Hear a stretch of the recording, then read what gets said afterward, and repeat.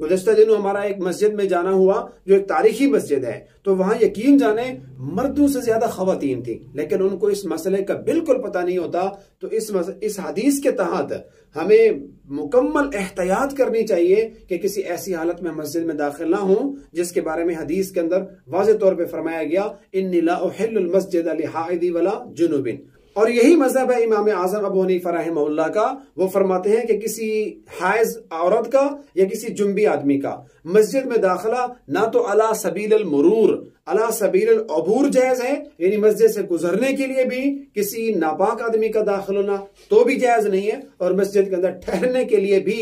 اس طرح کی خاتون یا جنبی آدمی کا داخل ہونا بالکل جائز نہیں۔ تو مسجد کے تقدس اور مسجد کی عظمت کا تقاضا یہ ہے کہ کوئی ایسا آدمی، کوئی ایسی خاتون جو ناپاکی کی حالت میں ہوں، وہ مسجد کے اندر نہ تو ٹھہرنے کی نیت سے داخل ہوں اور نہ ہی مسجد سے گزرنے کی نیت سے مسجد کے اندر داخل ہوں۔